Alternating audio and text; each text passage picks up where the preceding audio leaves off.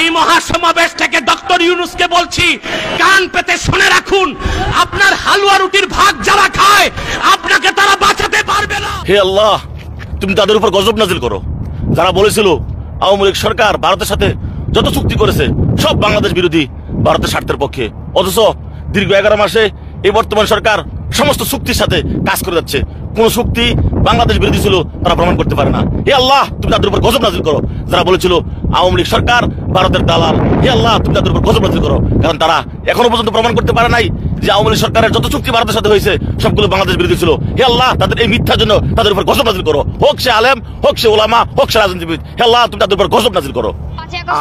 আরো খারাপ হচ্ছে, মারামারি ডাকাতি শুরু হয়েছে। শেখ হাসিনার মেট্রো রেল উন্নয়ন, বাংলাদেশ অনেকটা খারাপ, আন্দোলন, কত আন্দোলন হচ্ছে এখন। আগে অনেক ভালো ছিল, বাংলাদেশটা উন্নত ছিল, এখন আরো খারাপ হচ্ছে বাংলাদেশ। উন্নয়ন বলতে গেলে কি করেছেন জানেন? ওই ডক্টর ইউনূস সাহেবের সেই প্রথম ওনার বিরুদ্ধে 600 কোটি টাকা ট্যাক্স জমা দেওয়ার মামলা ছিল, উনি সেই মামলাও খারিজ করেছেন, ট্যাক্সও মাফ করে নিয়েছেন। উনি কি করলেন? গ্রামীণ ব্যাংকের মালিকানা ছিল জনগণের 25 ভাগ, এখন মালিকানা আছে 10 ভাগ, 15 ভাগ উনি তুলে নিয়ে গেছেন। এর নাম কি উন্নতি? তারপরে সেখানে ওই জাপানের লোক পাঠাবেন, সেই টাকা দোকানের লোক পাঠাবার যে লাইসেন্স সেইটা ওনার প্রতিষ্ঠানের নামে করছেন।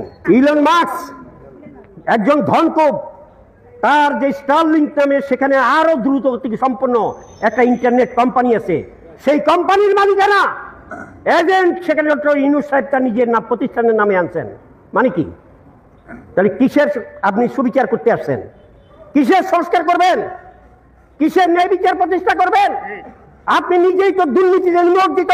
কোন তত্ত্ব ফাঁস করে দেবো, সত্য কথা বলতেছি, আমি একটা প্রবাসী। শোনেন, জামাত যদি ক্ষমতায় আসে বলৎকার, দর্শন বেশি হবে, দুর্নীতি বেশি হবে। বিএনপি যদি ক্ষমতায় আসে চাঁদাবাজ, লুটপাট এবং খুন রাহাদানি বেশি হবে।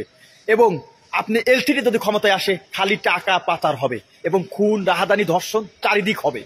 আর আওয়ামী লীগ সরকার যদি ক্ষমতায় আসে, যারা আওয়ামী লীগের দুর্নীতি ছিল সবগুলোকে বহিষ্কার করেছে এবং আওয়ামী লীগ একটা শিক্ষা পেয়ে গেছে। এখন থেকে জননীতি শেখ হাসিনা বাছাই করে যাচাই করে ক্ষমতায় বসাবে, এর দ্বারা উন্নতি হবে বাংলাদেশ। একটা কথা মনে রাখেন, জননীতি শেখ হাসিনা হলে মা, ইনি মায়ের জাত, ইনি বোঝে মানুষের দরদ কি। কারণ ইনি নিজের জন্য 17 বছরে কিছুই করে নাই, একটা বাড়িও কিন্তু ঢাকা শহরে করে নাই। দেখেন, প্লাস্টিক সার্জারি হাসপাতাল করে থুয়ে গেছে, কামে লাগিয়ে গেছে। দেখছেন, বাংলাদেশের শিশুদের জন্য কামে লাগিয়ে গেছে। দেখছেন, উনি জননর্থী, উনি জনদরদি, আসলেই উনি জনদরদি, উনি ছাড়া বাংলাদেশের উপায় নেই। আমরা সকলে শহীদ হব, শেখ হাসিনাকে দেশে আনবো। শেখ হাসিনার কিছু হলে যুদ্ধ হবে বাংলাদেশে। শেখ হাসিনার